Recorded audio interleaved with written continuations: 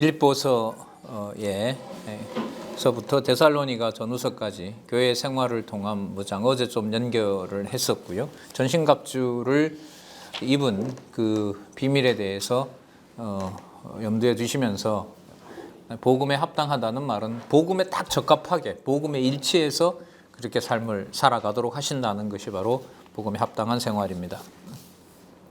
자, 복음에 합당한 그 생활에서 여기 보시면은요,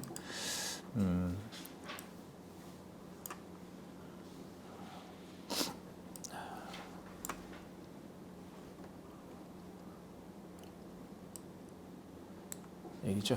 복음에 합당한 생활에서 보시면 합당한 생활의 실제가 있는데 이 실제가 뭐냐면 감옥에 있는 거예요. 감옥에 있는 것이고 또 감옥에 갈 수 없는 빌립보 교인들. 그렇지만 감옥에 있든 밖에 있든 죽든 살든 오직 전한 그 복음에 마음을 두고 그곳에 일심으로 마음을 정하여 가게 하시는 거죠. 그럼 이게 바로 뭐의 결과인 거냐면 완전 무장을 한 결과가 되는 거예요. 완전 무장을 시켜주신 결과가 바로 지상에 있는 동안 상황을 초월해서 거기에서 여기 보시면 창세전 은혜와 성숙의 열매가 맺히도록 하는 겁니다. 그래서 매여 있는 것이 감옥에 매여 있는 것이 아니라 어디에 매여 있다 그러죠? 복음에 매여 있다라고 하는 겁니다. 그러니까 그게 유익하다는 거죠. 여기 잘 나타나 있죠. 살든 죽든 그리스도가 존귀케 되기를 원한다. 그러면 그리스도가 존귀케 되도록 하는 그것을 그리스도께서 이미 그 온몸으로 무장되어 있는 상황을 살펴보면 알 수가 있겠죠. 그게 그러면 유명한 여러분 2장 7절에 있는 말씀이세요. 볼게요. 자, 2장 5절부터 제가 읽어볼까요? 2장 5절부터 8, 7, 5, 9에 보면 너희 안에 이 마음을 품으라. 곧 그리스도 예수의 마음이니 그는 근본 하나님의 본체시나 그러니까 하나님이신 거예요. 근본이. 이건 요 한마디가 여러분 어디에 다 나와 있죠? 요한복음에 다 나와 있는 거예요. 하나님이 근본 본체다라고 했을 때 적어도 요한복음의 구조는 생각이 나죠. 어느 정도는. 하늘에서 오셨고 하늘로 가시는 분이고 그분이 생명과 참빛으로 오셨고 그리고 그분이 가시면서 제자들에게 많이 강조드렸죠. 요한복음 17장 같은 경우에 하늘에서 이미 아버지가 내가 아버지 안에 저들이 우리 안에 있음을 아버지께서 기억해 주시고 이들이 나를 버리고 가더라도 아버지 이들을 버리시면 안 됩니다. 그걸 지금 빌립보서에서는 무장의 맥락에서 말씀을 하고 있는 겁니다. 근본 하나님의 본체시나 하나님과 동등됨을 취할 것으로 여기지 아니하시고 오히려 자기를 비어 종의 형체를 가져 사람들과 같이 되었고 사람의 모양으로 나타나셨으며 자기를 낮추시고 죽기까지 복종하셨으니 곧 십자가에 죽으심이라. 그 결과가 뭔지 한번 보시기 바랍니다.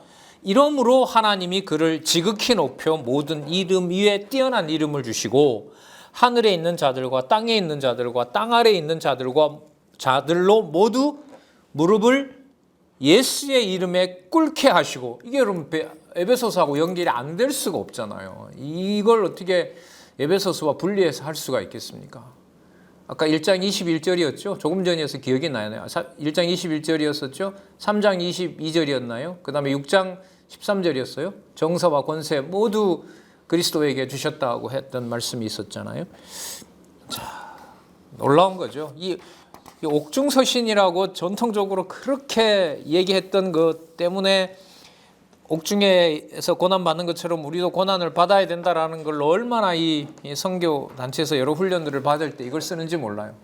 그리스도가 낮아지신 것처럼 우리도 이제 낮아져야 된다는 거죠. 힘들어도 이제 이걸 견뎌내야 된다. 이런 어떤 맥락에서 얘기를 했는데 그렇게 연결해서는 안 되는 거죠, 이게.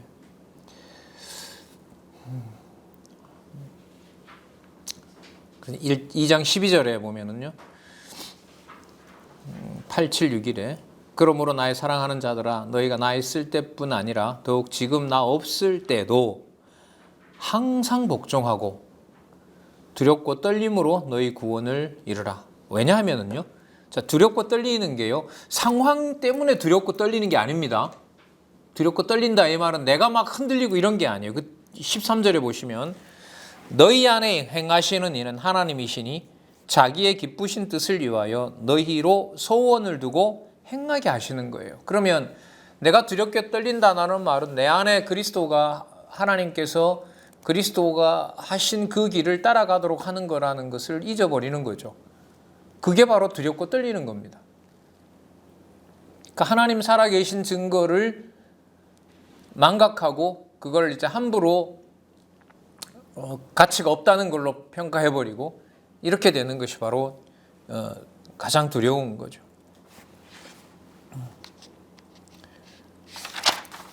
그 다음에 여기 보시면 합당한 생활의 절정이 나오죠. 절정이 나오는데요. 일단은 합당한 일꾼은 뭐냐면 같이 고생할 자를 세운다는 거예요. 혼자 고생하는 것이 아니라 고생할 자를 세우는데 여기 보면 디모데도 청거를 하고 있는데 이 에바브로와 디도라는 인물이 나오죠. 이 골로새의 복음을 전했던 바로 사도 아니겠습니까? 그런데 에바브로 디도에 관한 아주 재밌는 사건이 여기에 나와요. 진짜 두렵고 떨리는 일이 생기는데 에바브로 디도가 그 사도 바울의 어떤 그 상황이 이제 힘들기 때문에 사도 바울을 이제 도우러 온 거죠. 그런데 도우러 왔던 에바브로 디도가 죽을 병이 걸린 거예요. 그러니까 그렇게 되면 지켜보는 사도 바울도 힘들고요. 그리고 돕겠다고 왔는데 자기가 뭐 해버렸어요? 아팠잖아요. 병이 걸렸잖아요. 그러면 온 사람은 어떻게 보면 두 배로 미안한 거죠. 와서 오히려 뭐를 끼치는 일이 된 거예요? 폐를 끼치게 된 거 아니겠어요? 복음을 전하는 일은 고사하고 오히려 성도들에게 부담을 줬단 말이에요. 근데 그 일을 누가 하신다는 거예요? 하나님이 그렇게 하신다는 거예요. 하나님이 그렇게 하신다는 거예요. 물론 이제 여기 보면 이제 회복됐어요. 회복이 돼서 이제 그 일을 같이 하게 했는데 제가 이 부분을 읽을 때도 이 말씀을 이것도 접하고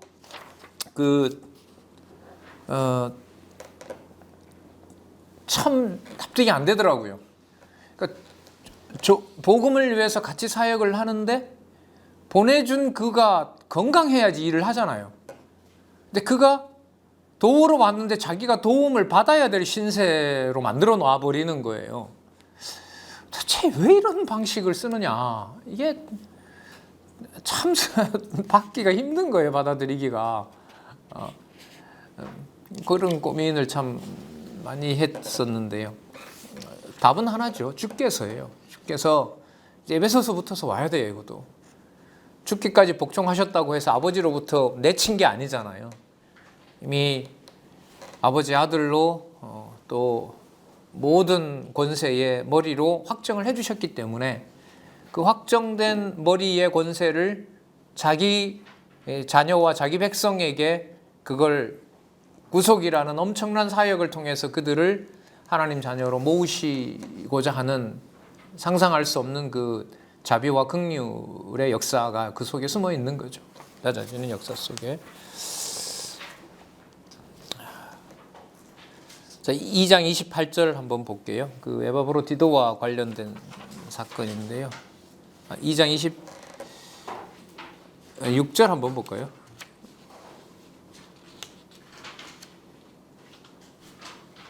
(2장 26절) 볼게요. 그가 너희 무리를 간절히 사모하고 자기 병든 것을 너희가 들은 줄을 알고 심히 근심한지라. 저가 병들어 죽게 되었으나 하나님이 저를 긍휼히 여기셨고 저뿐 아니라 또 나를 긍휼히 여기사 내 근심 이외에 근심을 면하게 했느니라. 에바브로 디도가 그러니까 바울을 도우러 온 거죠. 근데 도우러 왔는데 에바브로 디도가 죽게 생긴 거예요. 그리고 또 건강해야 어디로 가는 거예요? 지금 빌립보 교회에 보낼 수가 있는데 아까 제가 상황을 잘못 설명드렸는데 바울을 도우러 왔는데 죽게 된 거예요. 그러니까 바울은 오히려 더 미안하고 에바브로 디도는 더 미안한 거고 그런데 근심 위에 면하게 해서요. 2장 28절. 그러므로 내가 더욱 급히 저를 보낸 것은 너희로 저를 다시 보고 기뻐하게 하며 내 근심도 덜려 함이니. 그리고 빌립보 성도들이 근심한 거죠. 바울을 도우러 갔던 에바브라 디도가 뭐 되게 됐다, 죽게 되었다라고 하니까 성도들의 고민이 이만저만이 아닌 거죠. 그러니까 이런 섭리를 왜 이렇게 하시냐. 이게 뭐 잠언이 주권성에 대한 그 공부도 이렇게 다시 하게 되는 계기가 됐긴 했습니다. 전능하신 하나님의 주권성이라는 것이 이렇게 사람이 뭔가 손을 댈 수 없게 하는 거구나.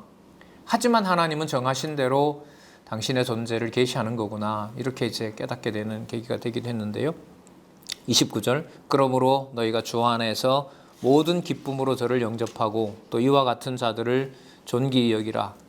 그가 그리스도의 일을 위하여 죽기에 이르러서도 자기 목숨을 돌아보지 아니한 것은 나를 섬기는 너희의 일에 부족함을 채우려 함이라. 빌립보 교회가 갈 수는 없는데 그 일을 누구에게? 에바브라 디도에게 부탁을 했어요. 근데 이 보낸 에바브라 디도가 뭐 한 거예요? 죽게 되어 있는 거예요. 그 소식이 빌립보에 전해졌어요. 진짜 죽을 지경 아니겠어요?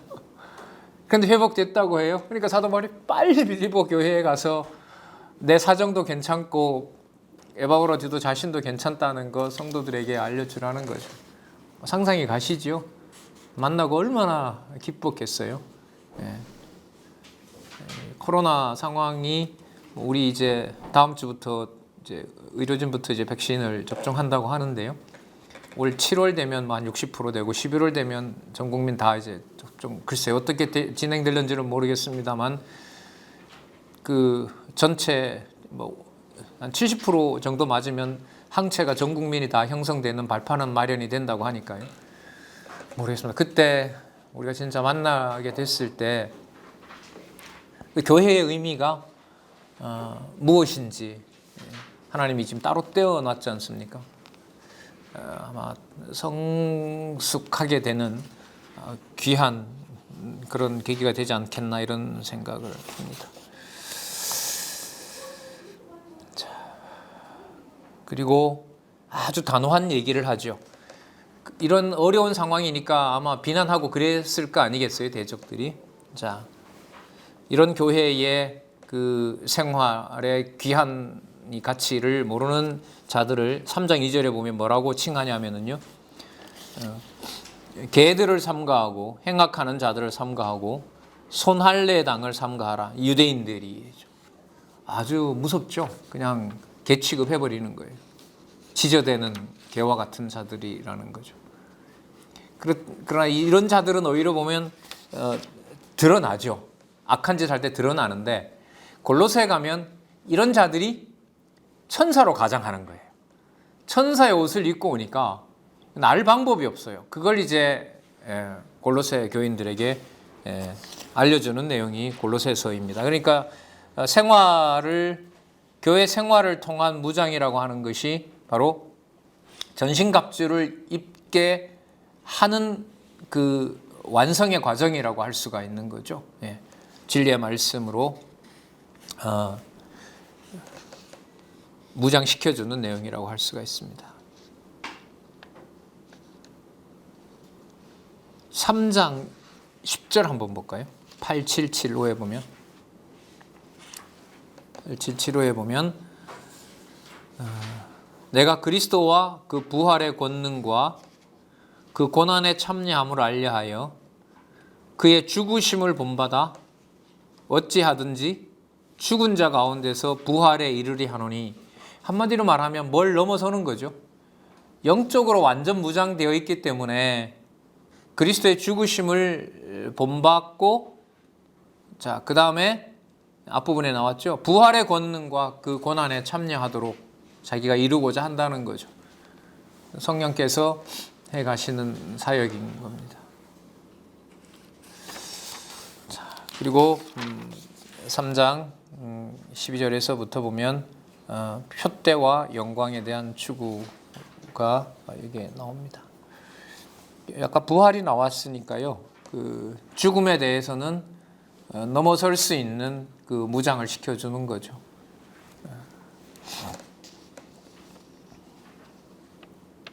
3장 20절을 한번 볼까요? 3장 17절을 한번 볼까요? 형제들아 8779예요. 형제들아 너희는 나와 함께 나를 본받으라. 나를 본받는다는 말은 부활의 영광에 같이 참여하는 걸 본받는다는 거. 그러니까 함께 죽자 이 말 아니에요. 그리스도 안에서 진리 안에서 그걸 본받는다고 얘기를 하고 있고요. 참 피 맺히게 간구합니다. 18절 내가 여러 번 너희에게 말하였거니와 이제도 눈물을 흘리며 말하노니 여러 사람들이 그리스도 십자가의 원수로 행하느니라. 이 교회가 얼마나 혼잡스러운지 아시겠죠. 이렇게까지 고생해야 되나? 여러분 이게 아무 경험도 못한 저 같은 사람이 읽어도 막 감당이 안 되는데 이걸 그 현장에 있었던 이 성도들은 어떻게 했습니까? 자, 그들은 멸망이고 신은 자기 배를 위하는 거고요. 자기 욕심을 위한 거고 영광스럽다고 하지만 그게 얼마나 수치스러운 일이고 땅의 일을 생각하는 자라고 얘기를 합니다. 자, 20절에 보면 오직 우리의 시민권은 하늘에 있다 이렇게 됩니다. 하늘에 있다. 그러면 이 하늘은 어디서부터 오는 거 맞아요? 에베소서부터 오는 게 맞죠. 그리고 이 시민권에 관한 그 분명한 사실은 어디서 증명을 하냐면 골로새에 가서 보여주고 있습니다. 자, 4장 1절에 보면은요. 4장 1절이 아니고요. 4장 4절에 보시면 4장 4절 8776에 보면 주 안에 항상 기뻐하라. 내가 다시 말하노니 기뻐하라. 아까 우리 데살로니가전서 5장 16절에 나왔었죠. 너희 관용을 모든 사람에게 알게 하라. 왜냐하면 주께서 가까우시니라. 분명히 재림하신다는 거죠. 아무것도 염려하지 말고 오직 모든 일에 기도와 간구로 너희 구할 것을 감사함으로 하나님께 아뢰라. 왜냐하면 이래 되겠죠. 왜냐하면 모든 지각에 뛰어난 하나님의 평강이 그리스도 예수 안에서 너희 마음과 생각을 지키기 때문에 그렇다. 자, 그리고 9절에 가서 보시면 너희는 내게 배우고 받고 듣고 본받을 행하라. 왜냐하면 평강의 하나님이 너희와 함께 계시기 때문에 그렇다. 배우고 그 다음에 받고 그 다음에 들었고 자 떨어져 있는 상황에서 들었었죠. 그 다음에 바울이 보냈던 다른 어떤 사도들 그들을 통해서 본 바가 있는 거죠. 그것을 행하라라는 겁니다. 그 배우고 받고 듣고 본 바의 진리의 말씀의 핵심은 바로 무장을 위한 바로 부활의 권세, 모든 권세를 제압하는 바로 그리스도의 통치가 바로 그 무장의 근거가 된다는 사실을 우리는 확인했습니다. 자, 4장 13절에 보면은요. 4장 12절부터 볼까요? 4장 12절. 내가 비천에 처할 줄도 알고 풍부에 처할 줄도 알아. 그럼 처할 줄 안다는 말은 뭘까요? 그때그때 상황마다 내가 잘 대처할 수 있다 이런 의미겠어요? 아니면 무장된 상태이기 때문에 그리스도가 어떤 경우에든지 간에 무장 해제시키는 법이 없다. 두 번째겠어요? 두 번째인 겁니다. 이게 굶을 땐 굶고 배부를 땐 배부르 이렇게 보시면 안 돼요. 이게 에베소서와 그래 되면 또 이 단절이 되는 거예요. 처할 줄 안다고 했을 때 뭘 아는 것이냐? 그리스도를 아는 것이지. 내가 내 생활에 어떤 처신하는 걸 알게 된다. 이래 되면 그야말로 우리 편한 내용으로 오는 거잖아요. 자, 13절. 내게 능력 주시는 자 안에서 내가 모든 것을 할 수 있는 답이 여기 나와 있잖아요. 그리스도의 능력을 깨닫게 되는 것이지 또 완전 무장된 당신의 상황을 자신의 상황을 깨닫는 것이지 어떤 처세수를 익히는 것은 아니라는 겁니다. 그럼 여기서 보면 벌써 무슨 문제를 넘어서게 합니까? 죽고 사는 문제를 넘어서게 하고요. 가난하다 부하다 이런 문제들도 벌써 넘어서게 하십니다. 자, 그럼 그 다음 생활은 바로 뭐냐면 어디에서 무슨 행동을 보고 듣고 하더라도 그리스도의 권세로부터 떠나 있는 것에 대한 분별력이 생기는 거죠. 그게 바로 뭐냐면 굳건한 믿음의 생활입니다. 그 빌립보서하고 골로새서의 내용이 많지는 않은데요. 에베소서는 진짜 어제부터 계속 강조를 드렸는데 꼭 확인하셔야 될 게 그게 그거 같은 내용처럼 보이는 게 빌립보서 골로새서입니다. 그런데 그 확인을 좀 면밀하게 해주셨으면 좀 감사하겠습니다. 지금 이제 그래서 좀 본문을 좀 많이 살펴봤는데요. 자, 굳건한 믿음의 생활은 바로 그 모든 것을 가난하나 부하나 죽으나 사나 어느 곳에 있든지 배운 것도 그리스도의 통치 권세이고 들었던 바도 사도 바울이 지금 고난을 당하고 에바브로가 지금 죽을 지경이다라는 것을 통해서도 뭘 배운 게 되는 거죠? 그리스도가 머리 되신다는 것을 깨닫게 된 거고요. 배우고 받고 그 다음에 듣고 와서 전하는 자의 소리를 들었다는 것도 바울이 잘했다, 에바브로가 잘했다 이게 아닌 거예요. 그리스도의 전신갑주를 입게 하는 능력의 권세가 함께하고 있구나라는 거예요. 그리고 배우고 받고 듣고 뭐라 그랬죠? 본바. 에바브로가 건강한 몸으로 왔구나. 이걸 보는 게 아니에요. 에바브라 디도를 통해서 역사하셨던 하나님의 능력이 어떤 것인가를 보는 거죠. 그래서 배우고 받고 듣고 본바라고 했을 때 저도 그런 쪽으로 좀 강조를 했던 부분이 있는데 그는 뭐 무게중심이 그래 됐다면 아마 이게 인간적으로 온 거겠죠. 배우고 받고 듣고 본바의 핵심은 그리스도께서 무장시켜주는 과정이 상황을 초월해서 모두가 다 일어나고 있는 상황이다. 눈에 보이는 어떤 그 복음 전하는 자의 그 상황이 약하건 강하건 그 모든 것을 어떻게 해서요? 초월해서. 아까 시민권이 어디에 있다 그랬죠? 하늘에 속해 있다고 얘기를 했었잖아요.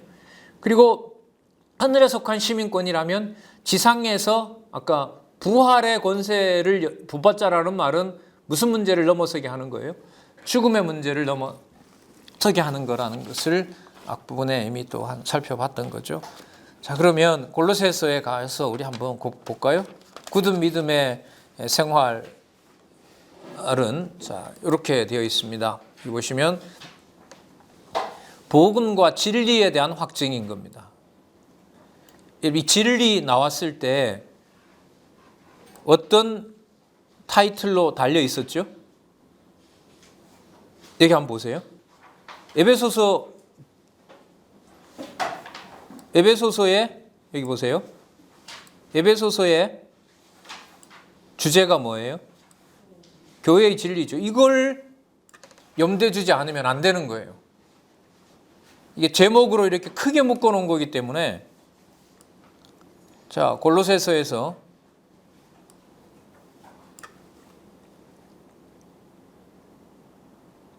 굳건한 믿음의 생활에서 진리의 확증이라고 했을 때 이 진리를 에베소 전체를 묶어야 된다는 거예요. 이게 진리가 뭐냐고 물었을 때 여러분 다 떼버리고 자기가 생각하는 진리 얘기하면 안 되잖아요. 그럼 앞에 얘기했던 진리 아니에요? 가깝게 보면 빌립보서고요. 진리의 모든 내용들이 담겨있는 교회의 진리 내용은 에베소였던 거죠. 그러니까 이 정도 되면 중간쯤 해당하는 제목인데요. 골로새서가 크게 이제 세 부분으로 의미를 이렇게 소개하고 있는데 그 차지하는 그 주제의 무게는 큰 거죠. 진리 어떤 진리? 교회의 진리. 그리고 그 교회의 진리와 또 그 일념에 맞추어서 죽든지 살든지 살아가게 하는 바로 그 합당한 생활에 대한 진리로 열매를 맺게 한 거예요. 그 다음에 이제 골로새에서 말하는 믿음이 뭔지는 더 또 심화가 되겠죠. 자, 그 부분을 한번 살펴보도록 그렇게 하겠습니다. 에바브라 디도가 여기에 가서 이제 복음을 전하고요. 그 사도 바울은 간 적이 없다고 하는 겁니다.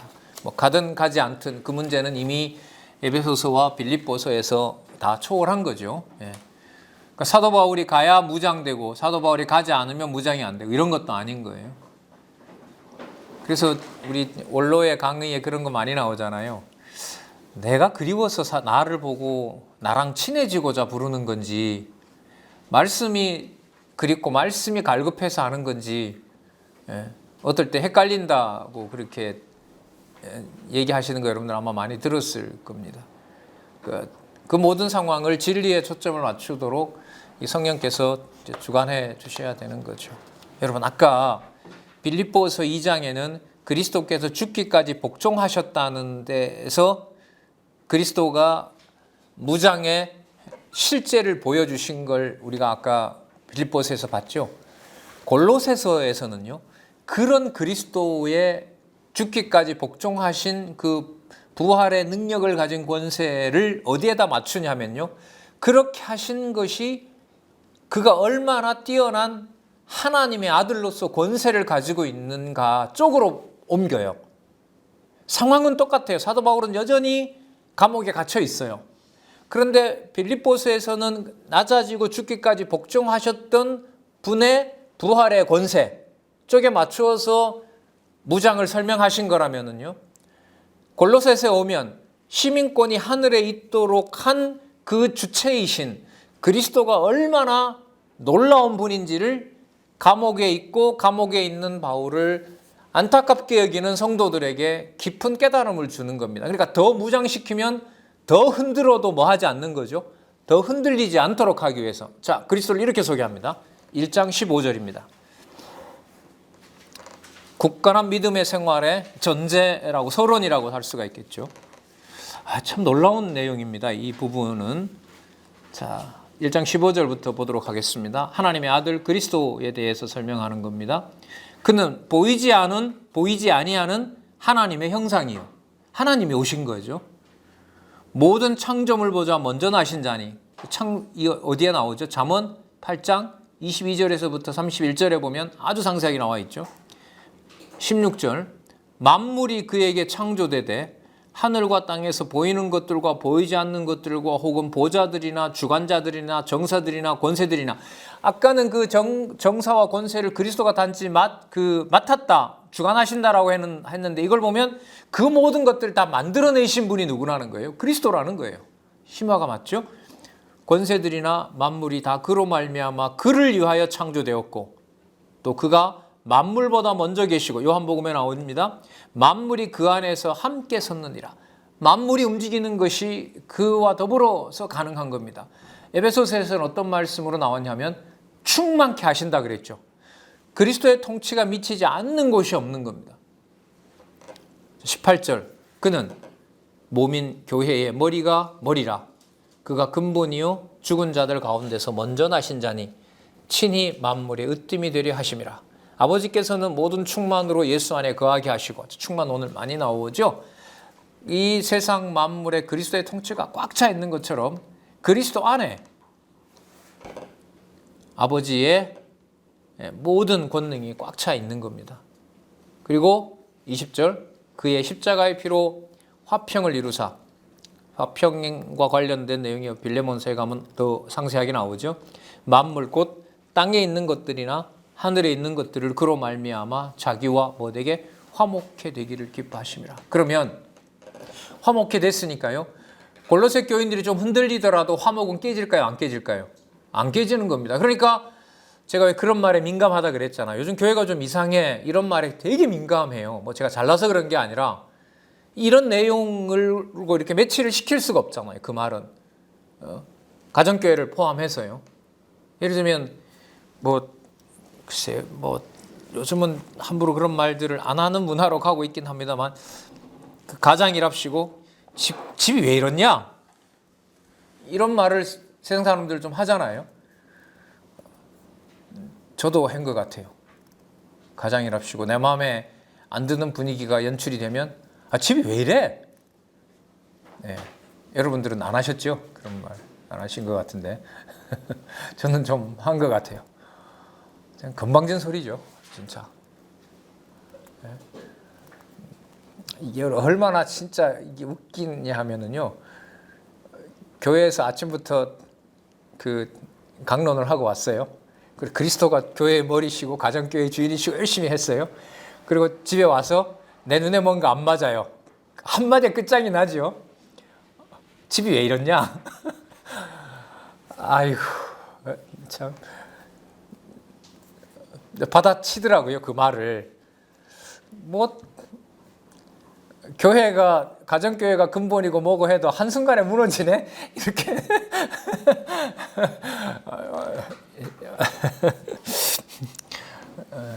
맞잖아요, 그 말이. 그죠? 진짜 교회는요, 갈수록 교회와 성도는 깨달을수록 무슨 계급 관계로 제도로 이렇게 부리는 이런 관계는 절대로 아니에요. 그래서 기지협에서 하나님 보여주시는 그 교회 개혁이요, 그 교회의 어떤 그 그리스도를 머리로 한 그리스도가 직접 통치하는 그런 교회 문화로 정착되어 가는 과정은 너무나 다행스러운 문화 속에 저희들이 있다고 생각을 합니다. 자, 이런 분이세요. 자, 이런 분이시기 때문에 행위든 가르치는 것이든 그 모든 것들로부터 뭐 하지 않게 하신다? 흔들리지 않게 하신다. 뭐 해버렸으니까? 화목해버렸으니까. 어떤 분이 이러한 분이, 하나님과 같은 이런 분이 성도들의 어떤 약점이나 흠을 모두 해결해버리고 화목해 하셨으므로 절대로 바울을 통하여, 또 에바브로 직접 가진 않았지만 에바브라 디도를 통하여 소개받았던, 내가 신뢰하고 하나님의 사자인 그 에바브라 디도가 전하여 준 것, 그리고 골로새는 그래 끝나죠. 그 글을 공부하고 빨리 라오디게아에서 오는 것도 빨리 가지고 공부해라, 이렇게 끝나요. 그러면 골로새는 무슨 내용이 맞아요? 진리를 공부하는 것에 더 올인하게 하는 것이 에베소서에서 얘기했던 무장의 뭐예요? 가장 중요한 실체가 되는 거죠. 그럼 코로나 시대에 공부하는 시간이 더 많이 늘어났다라고 하는 것은 에베소서에서부터 골로새로 오는 그 무장의 과정이 어떻게 되는 거죠? 더 구체화됐다고 할 수 있는 거예요. 여러분, 이런 말을 어디서 어떻게 들을 수 있겠어요, 저희들이? 성경을 통해서 가면서 그런 상황이 해석이 되는 것이지. 예? 자,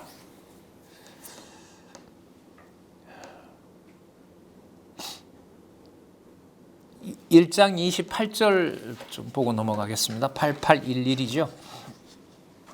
8811. 제가 읽어보겠습니다.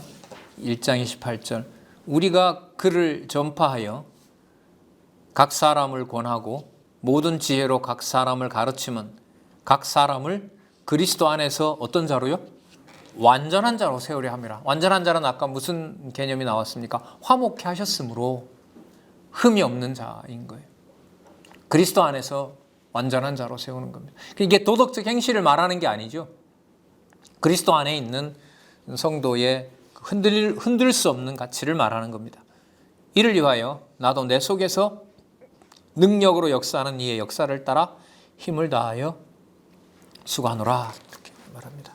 자, 그러면 그 수고한 내용의 그 진리의 말씀이 뭐냐면 바로 다음과 같은 구절에 나옵니다. 한번 볼까요? 2장 6절입니다. 요절이기도 하죠. 2장 6절.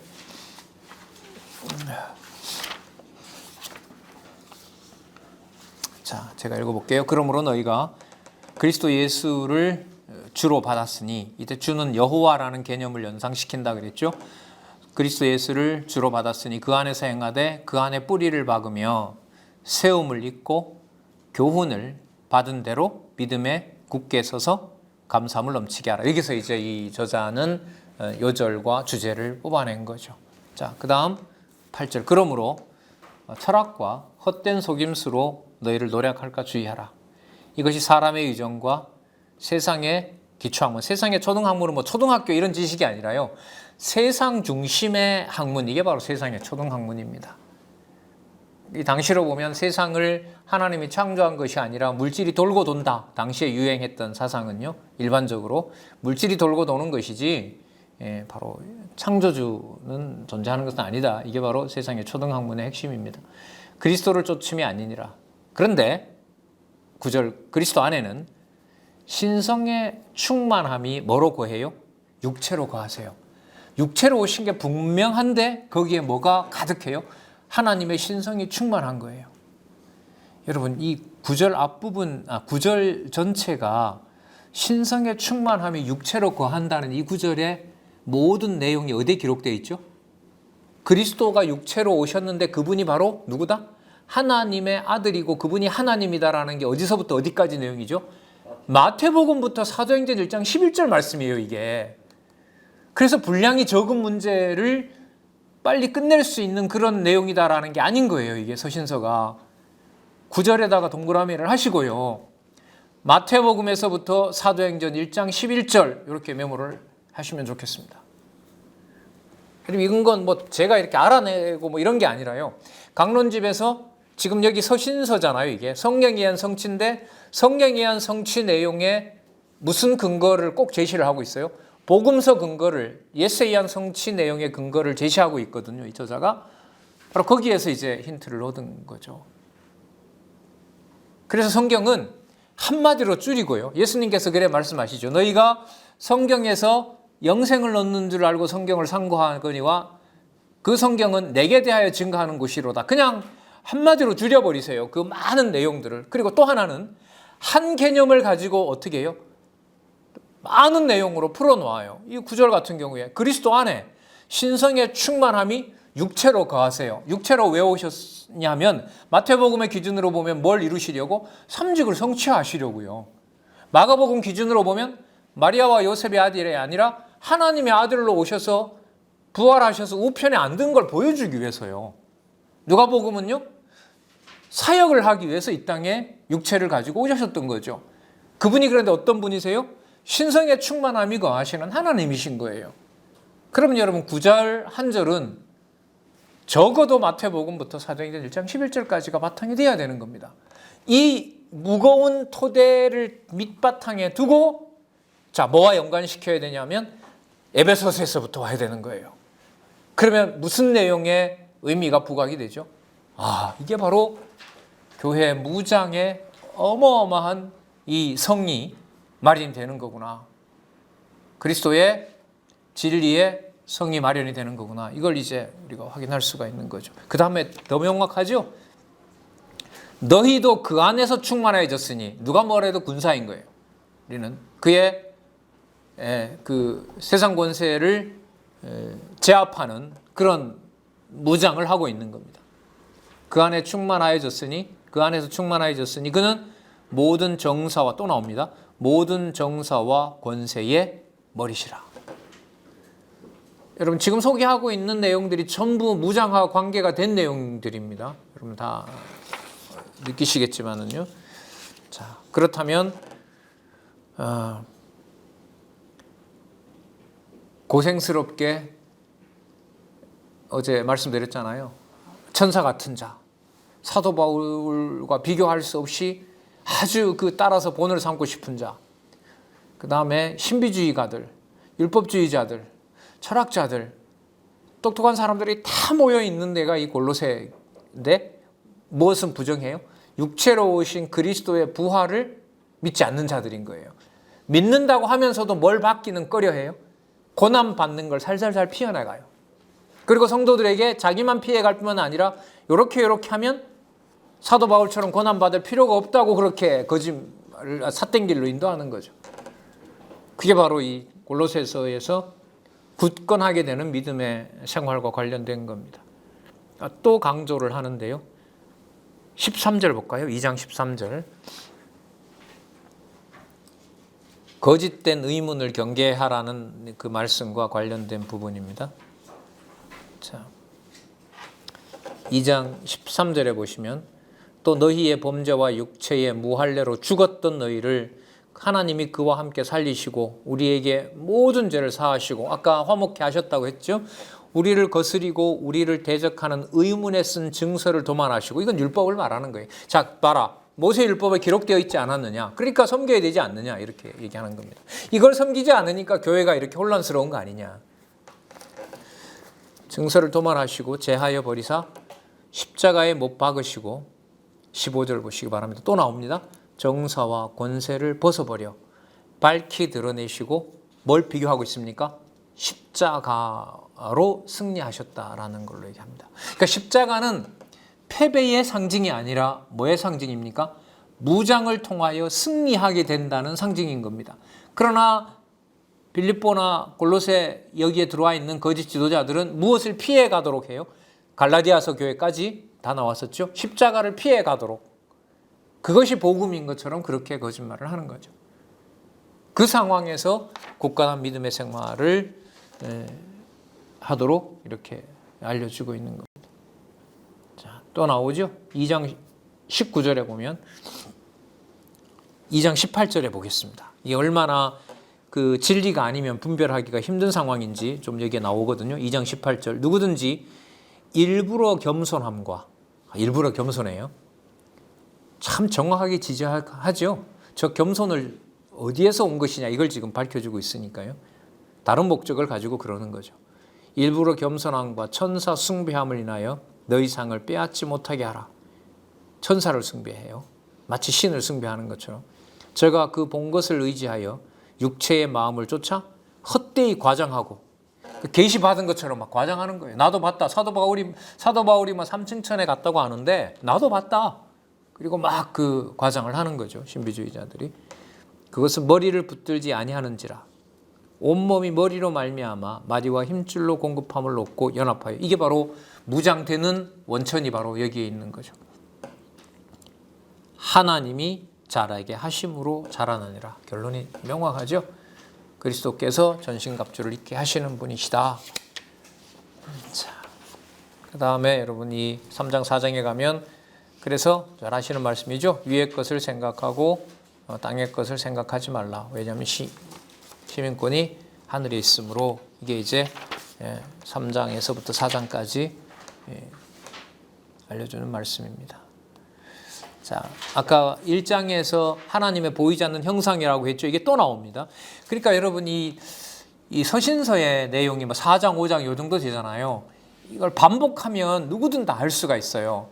일단은 본문 내용에 익숙해지기 위해서 여기 지금 형상이라는 말이 또 나오는데 이게 아까 어디에 나왔었죠? 가까이 있었잖아요. 어쨌든 1장 부분에 하나님의 형상으로 그리스도를 소개했단 말이에요. 그럼 이 개념들이 반복된다는 것은 뭘 의미하는 거죠? 그만큼 중요하다는 거죠. 그럼 개념의 확인은 에베소서나 빌립보서나 골로새서 전체 주제를 지금 여기서 개론해서 설명하고 있으니까 개론에 달려있는 제목이 무엇이구나, 성경적이구나 라고 하는 걸 확인하고 그 연결을 시켜 나가는데 본문을 통해서 단단한 바탕을 놓으면 되는 거예요. 공부의 방법이 그런 겁니다.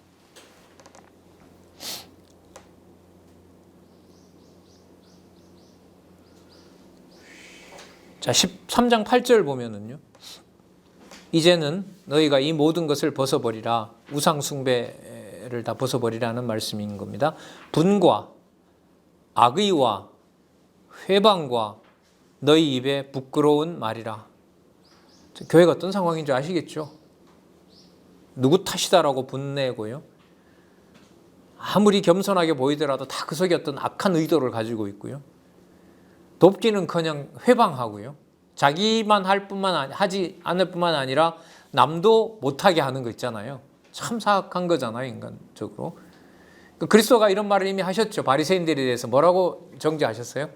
자기도 들어가지 않을 뿐더러 천국에 들어가고자 하는 자도 막고 서서 들어가지 못하게 하는 것이라. 이미 그런 자들의 행태에 대해서 다 약속하고 있습니다. 10절이죠. 새 사람을 입었으니 이는 자기를 창조하신 자의 뭘 쫓아? 형상을 쫓아 지식에까지 새롭게 하심을 받는 자니라. 진리 공부로 가는 것이 틀림없죠. 영적인 어떤 무장인 겁니다. 11절 끝에 보면 오직 그리스도는 또 나옵니다. 오직 그리스도는 만유시요 만유 안에 계시느니라. 에베소서에는 어떤 말씀으로 나왔었죠? 충만케 하시는 충만이라. 아까 빌립보서에도 나왔었죠? 충만케 하려 함이니라. 충만하다는 말은 감옥이든 어디든 상관없이 그리스도의 복음으로 머리부터 발끝까지 공급하고 계신다.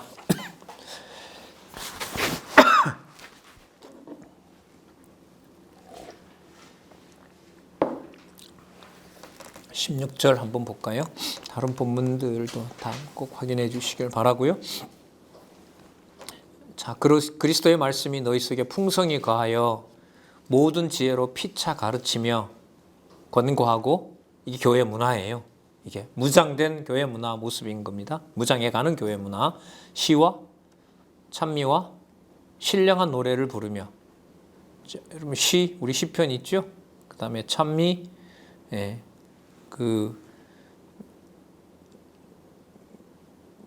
뭐라 그럴까, 이렇게 그 곡조를 맞춰서 하는 거 있잖아요. 그 왜 시편 같은 거 히브리인들이 읽을 때는 그 곡조에 따라서 이렇게 높낮이를 가지고 이렇게 읽는 게 있거든요. 그런 거. 그 다음에 구체적인 어떤 개인적인 신앙 고백하는 거요. 그 모든 것들이 바로 무장한 모습의 증거라고도 할 수가 있겠죠. 또 우리도 뭐 찬송가 같은 경우에 곡조 맞춰서 부르기도 하고요. 근데 그것만 그런 게 아니라 전체의 모든 삶이 다 그 다음 나오죠. 마음의 감사함으로 하나님을 찬양하고 또 무엇을 하든지 말이나 일이나 다 주 예수의 이름으로 하고 그를 힘입어 하나님 아버지께 감사한다. 이렇게 나옵니다. 자, 여기서 여러분이 3장 18절에서부터 이 끝부분에 보면 성도의 가정생활, 성도의 사회생활에 대해서 지금 얘기를 하고 있거든요. 그러면 이게 아까 에베소서에서도 이게 또 나왔었어요. 에베소서에서 이 말하는 이 가정교회와 그 다음에 사회교회, 사회생활하는 교회, 그 다음에 가정교회, 또 우리 뭐 은사교회나 또 양육교회 이런 차원에서 봤을 때 이 골로새서에서 말하는 이 가정교회는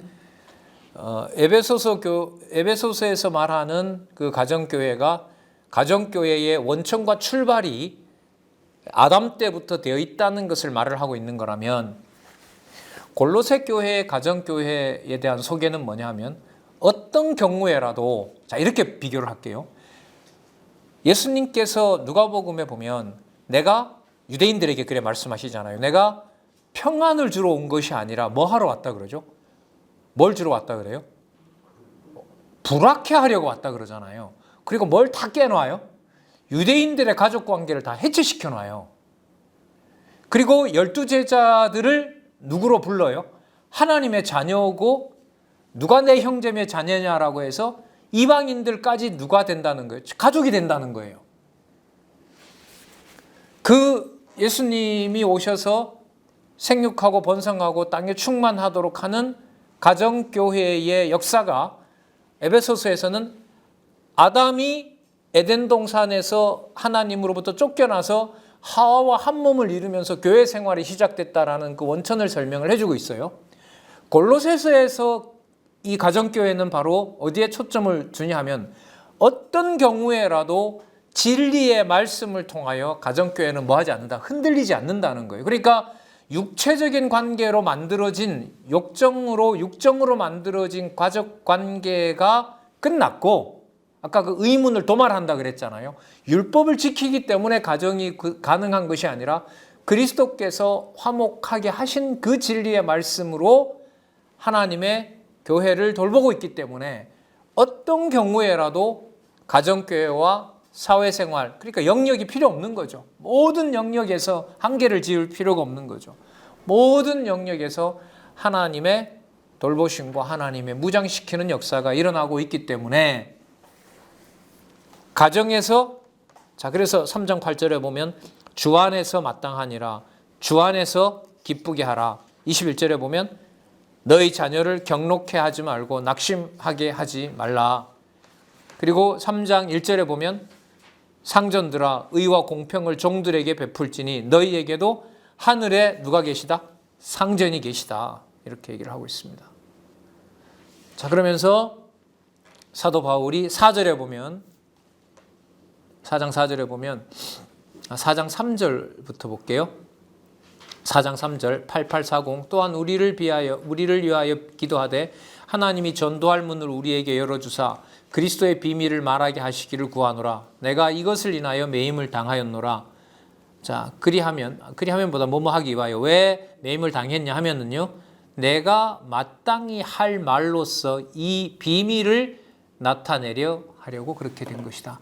이 비밀이 결국은 뭐냐면 각자 성도들이 처해 있는 곳에서 그리스도 안에서 신령한 하나님의 가정교회로 그리고 사회생활하는 곳에서 상전에 대해서 어디에 보면 그게 나오죠.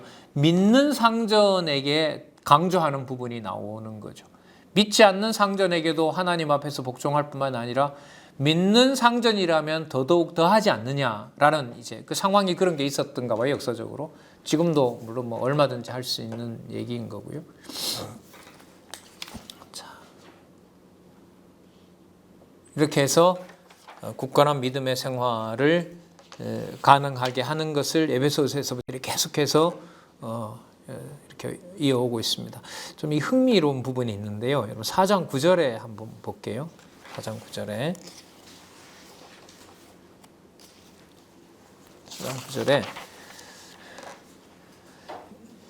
이제 그 사도 바울이 자기가 가지 못하잖아요. 골로새는 거기 이제 다른 사람을 청구해요.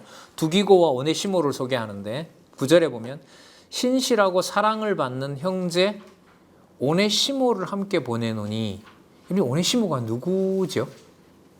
다음에 나와요. 나중에 빌레몬서에 나오는 빌레몬에게 경제적 손해를 끼치고 사도 바울을 로마 감옥에서 만나서 신복이 된 복음 전도자가 된 사람이 오네시모예요. 보통 거기에 큰 이견은 없어요. 뭐 다른 오네시모가 있다 이렇게 말하지는 않아요. 보통. 그러니까 순서가 역사적 순서로 보면 뭐가 먼저 나와야 돼요? 빌레몬서가 먼저 나오고요. 거기에 오네시모가 이런 일을 하더라라고 하는 그게 아닌 거예요. 그러니까 사도 바울의 이 서신의 어떤 기록들이 역사적 순서로 되어 있는 게 아니에요. 시간 순서로. 신실하고 사랑을 받는 형제 누구를 보내요? 오네시모를 보낸다고 하죠. 놀랍죠? 갈 수 없는 데에 전적이 주인의 재정적 손실을 훔친 거겠죠. 그러니까 그런 자를 뭘로 만들어 버렸어요? 신실한 군사로 만들어서 동력자로 만들어서 골로새 교회에 보낸 겁니다. 이게 본문 내용으로 들어가서 보면은요, 이 구조 내용을 뒷받침할 수 있는 진짜 놀라운 내용들이 참 많아요. 예. 자, 거기에 우리들이 좀 더 익숙해지기를 저는 바라는 거죠. 그러면서 마지막으로 뭘 하냐면 그 성도 그 동력자들을 왜 보낼까요? 단지 문안 전하려고요? 아니에요. 여기 보면 그들이 뭘 전하고 있어요? 바울이 기록하게 한 편지와 그 사본들을 곳곳에다 보내는 거예요. 그래서 많은 사본들이 생기는 거죠. 거짓 선지자들은 가지고 가서 바울의 편지를 바꾸죠. 마치 바울이 쓴 것처럼. 그런 위서들이 여러분 신약 성경 27권이 역사적으로요 4세기 말에 확정이 되거든요. 그 교회 회의를 통해서 확정이 되는데 그건 성령께서 하시는 일이라고 저는 이제 확신을 합니다. 그 뭐 정황들이 여러 가지가 있는데 그건 이제 다른 교회를 통해서 말씀드리고요. 27권이 신약 성경으로 채택될 때 몇 권 중에서 27권을 구분해냈냐 하면 250개가 돌아다녔어요. 신약 성경이. 그게 말씀이라고 해서. 카톨릭이나 다른 자유주의 신학자들은 신약 성경 이거 말고 다른 거 갖다가 넣습니다. 뭐 도마서 이런 것 갖다 놓고 도마서가 신약 성경의 원천이라 이렇게 주장하는 사람도 있고요. 예. 진짜 혼돈스러운 시대였어요. 그러니까 250여 개가 돌아다니던 것 가운데 하나님께서 27권을 어쨌든 보관하게 해서 저희들이 지금 이렇게 보고 있는 거죠. 그러면 여러분 당시에 편지를 가져다 주는 것도 너무 중요하지만 믿는 사람에게 손에 들려줘야 돼요. 그럼 세 번째, 믿는 사람이 여러분 로마에서부터 골로새까지 오려면 얼마나 먼 거리예요. 로마에서부터 지금 터키까지 와야 되거든요. 그 사이에 여러분 배를 탈지 강도를 만날 배를 타고 풍랑을 만날지 어떻게 합니까? 그러니까 써주면서도 그 편지가 올바른 사람들의 손에 의해서 그곳에 당도한다는 것은 그야말로 성령께서 함께 하셔야 되는 거죠. 하나님께서 함께 하셔야 되는 일이었던 거예요. 자, 16절에 한번 볼까요? 이 편지를 너희에게서 읽은 후에 15절부터 보겠습니다. 라오디게아에 있는 형제들과 눈바와 그 여자의 집에 있는 교회로 문안하고, 뭐 엄청난 교회가 아니에요. 편지 읽는 거 가정에서들 모여서 그냥 몇몇 읽고 있는 거죠. 이 편지를 너희에게서 읽은 후에 라오디게아의 교회에서도 읽게 하고 주고 라오디게아로서 오는 편지를 너희도 읽으라. 이게 진리의 말씀을 통해서 굳건하도록 굳건한 신앙이 다져지도록, 신앙이 굳건하게 다져지도록 하시는 바로 성령 하나님께서 교회를 무장시키는 상황이라고 할 수 있습니다. 18절 다 바울은 친필로 문안하노니, 이건 직접 쓴 건가 봐요. 나의 매인 것을 생각하라. 은혜가 너희에게 있을지어다. 매인 것을 생각한다는 말은 하나님께서 매여 있어도 하나님께서 무장시키신다 이거겠죠. 왜냐하면 그 복음의 진리가 너희들에게 계속해서 공급이 되기 때문에. 자, 어제 데살로니가와 관련된 내용은 어제 서론으로 말씀드렸고요. 잠시 쉬셨다가 데살로니가 전후서 내용으로 들어가서 이러한 굳건한 믿음의 생활을 한 분들로 하여금 뭐 하게 하신다? 거룩한 생활을 하게 하셔서 체제로 가는 토대를 놓으신다. 이거 확인하도록 그렇게 하겠습니다.